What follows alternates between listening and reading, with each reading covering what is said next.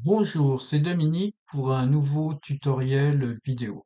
Ici, on va voir une petite démonstration de l'installation de Proxmox. Donc, Proxmox, c'est un hyperviseur de type 1, c'est-à-dire que quand on l'installe sur un serveur, ça fait système d'exploitation et outils de virtualisation.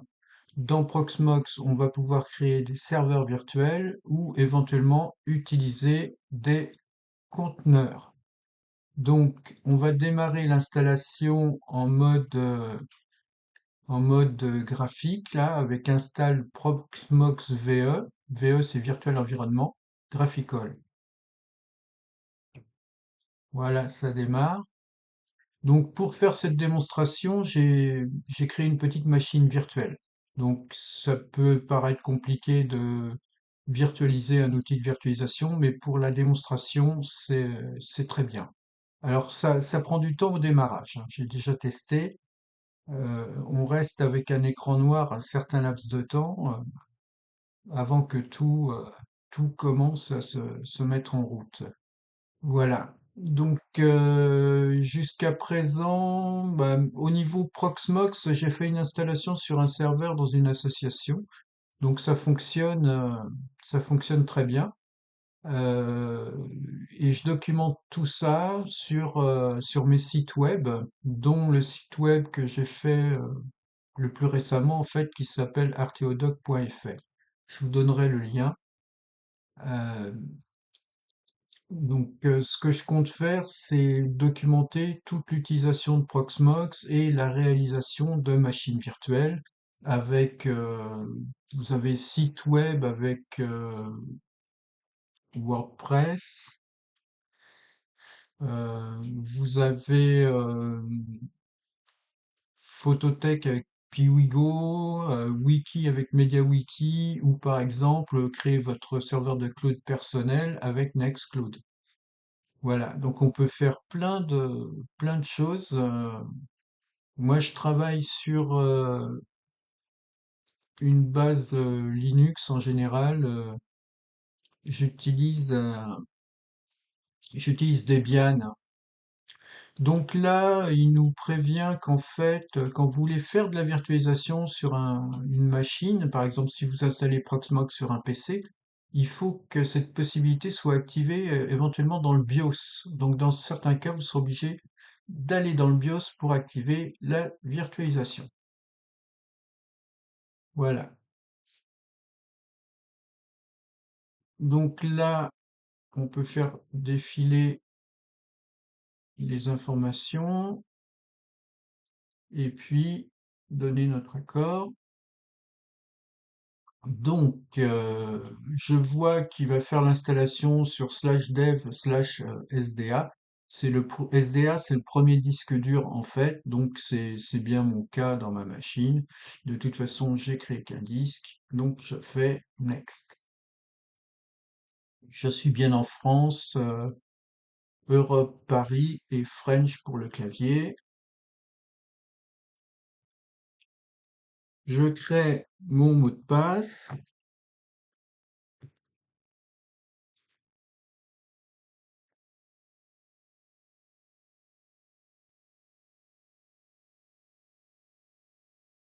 Je rentre une adresse email.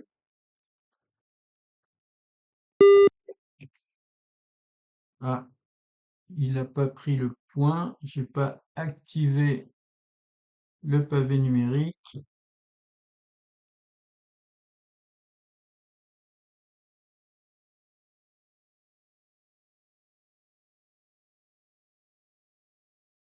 Je fais Next. On peut percevoir l'adresse IP. Là, je vois qu'il a bien récupéré une adresse IP. Ça veut dire que la connexion réseau fonctionne et que le DHCP a fait son œuvre. Donc, moi, je vais le mettre en point 254.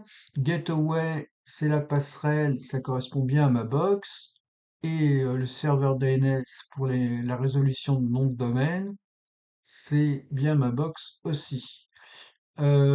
Hostname FQDN. FQDN, c'est Fully Qualified Domain Name, c'est-à-dire que c'est le nom de notre Proxmox qui s'appelle PVE, c'est le nom du nœud en fait, et le domaine c'est .home. Dans ce cas-là, je vais le laisser, j'ai pas de raison de le changer pour le moment. Au niveau du nom du nœud, enfin du Proxmox, on pourrait les numéroter si on voulait installer plusieurs serveurs avec Proxmox et faire un cluster par la suite. Le CIDR, ça correspond au slash 24. Slash 24, c'est le masque de sous-réseau, c'est 255.255.255.0. Pourquoi? Parce que 255, c'est 8 bits à 1. Et donc, comme j'ai 3 255, 3 fois 8, 24. Voilà. Donc, on va faire Next. Toutes mes informations sont bonnes. Je fais Install. Je vérifie quand même l'adresse IP. Voilà. Donc là, il crée les partitions.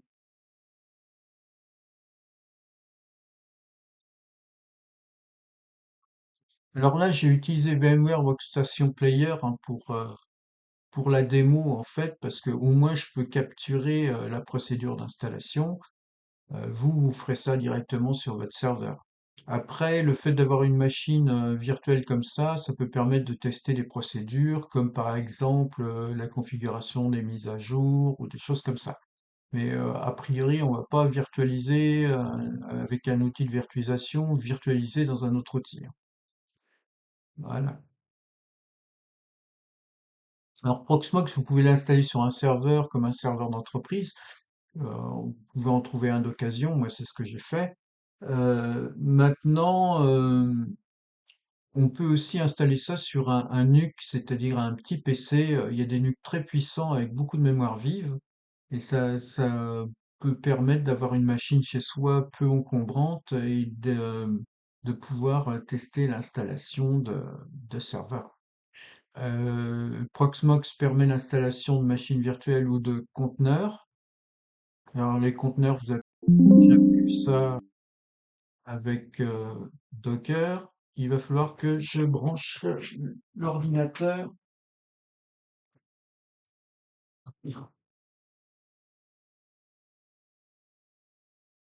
Voilà, j'ai ma batterie de l'ordinateur portable qui est faible, donc je l'ai branché vite fait avant que ça coupe. J'avais pas vraiment prévu ça.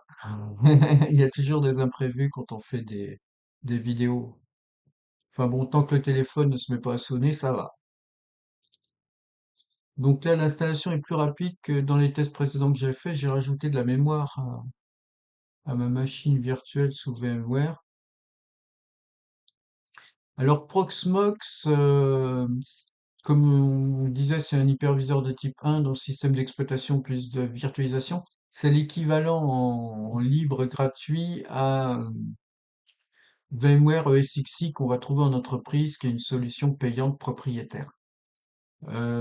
Proxmox, l'installation, ça ne vous coûte rien. Ce qui est payant, c'est l'assistance.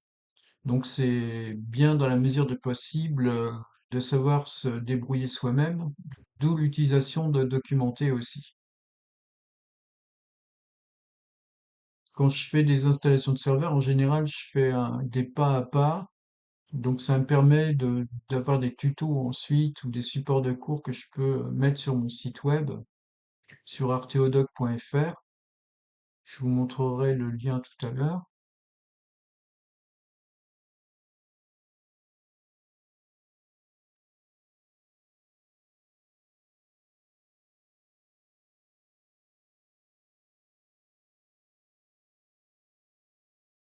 Bon, là, ça va quand même assez vite, hein.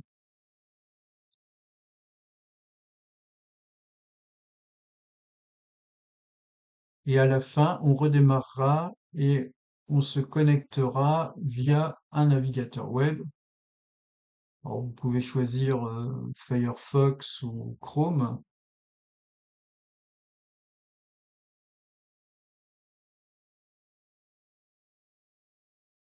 par exemple, mais il y en a d'autres.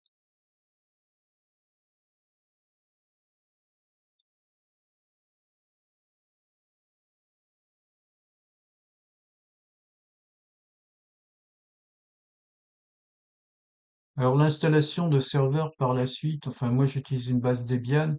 Euh, En général, mes serveurs n'ont pas d'interface graphique, donc on fait tout en ligne de commande shell et en modification de fichiers de configuration.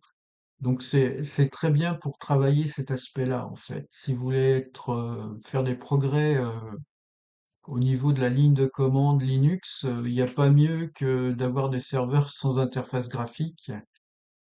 Mais en fait, on utilise pratiquement toujours les mêmes commandes qui reviennent, quoi. Donc, au niveau des fichiers de configuration, moi j'utilise Nano pour les modifier. C'est simple d'utilisation.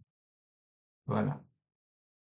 Vous retrouverez des infos là-dessus sur mon site. J'ai essayé de documenter, puis je continue. Donc 83%, ça va assez vite quand même. J'avais fait un test précédemment et j'avais pas mis assez de mémoire à la machine VMware Workstation. Là, j'ai mis 4 gigas.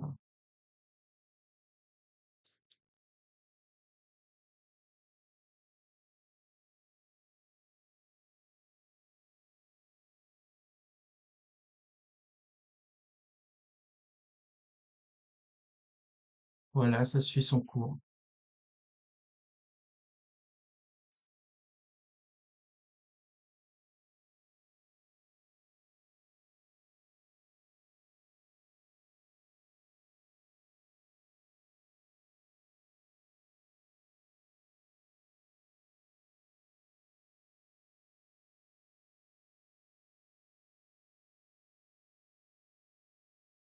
Donc vous voyez que l'installation, elle est assez simple. Mais en fait, si vous travaillez dans ce genre d'environnement, l'idéal, c'est quand même d'avoir des notions au niveau réseau, surtout au niveau réseau IP, déjà pour savoir ce que vous faites, ce qu'est le DHCP, pourquoi mettre en IP fixe, comment mettre en IP fixe. Euh, Par la suite, si vous installez un serveur chez vous, il faudra configurer la box avec des règles NAT. Bon, après, ça dépend de la configuration que vous faites sur votre serveur. Moi, la configuration que j'ai déjà fait, c'est un pare-feu avec un reverse proxy et derrière des machines virtuelles. Donc, c'est assez complexe. L'idéal, c'est d'avoir de bonnes notions au niveau réseau et puis des notions au niveau du shell Linux, hein. Si vous choisissez de faire des serveurs sous Linux, ce qui est avantageux parce que comme Linux est libre et gratuit en général, ça vous coûte rien au niveau de tout ce qui est software, logiciel, système d'exploitation. Donc là, on est à 99% et ça prend un petit moment. Ensuite, il va nous proposer de redémarrer le système. Voilà.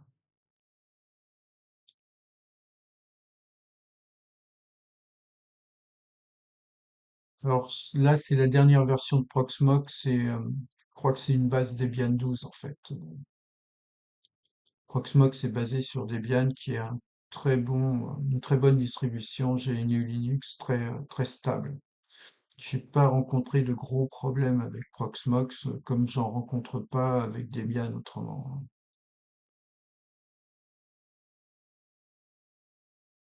Voilà, donc on redémarre.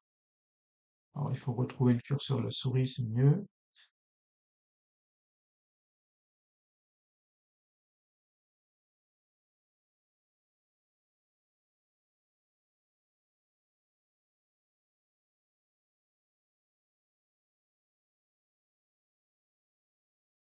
Donc après, il va nous afficher ce que l'on doit utiliser pour se connecter avec le navigateur web,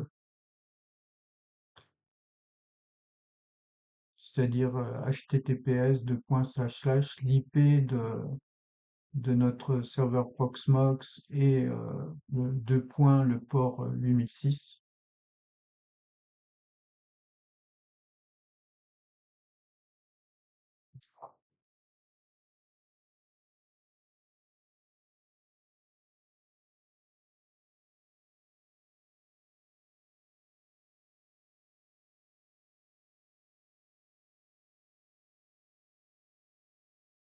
Voilà, il a bien pris l'IP que je lui ai donné. Je suis en point 254. Alors, on va essayer de se connecter avec Firefox. Donc, en HTTPS 192.168.1.254.2.8006. Mon serveur Proxmox est configuré pour être sur le réseau local comme ma machine. Donc, normalement, je dois pouvoir me connecter. Donc là, j'ai attention au risque probable de sécurité, je fais avancer. J'accepte les risques et je poursuis. Je suis en français. Je tape route. L'identifiant pour Proxmox, c'est route. Je tape mon mot de passe. Je fais connexion. OK. Voilà. Et j'ai bien mon Proxmox. À partir de là, on peut créer une VM, créer un conteneur et vous aurez accès à tout. Donc voilà, il me restera à documenter pas mal de choses. Quand je vais me déconnecter, je fais déconnexion. Je ferme le navigateur. Donc on voit que ça a marché du premier coup. Euh, Vous retrouverez des informations que je mets en ligne sur mon site https://arteodoc.fr, arteodoc sans l'accent. Voilà. Et il me reste à vous souhaiter une bonne journée et à bientôt.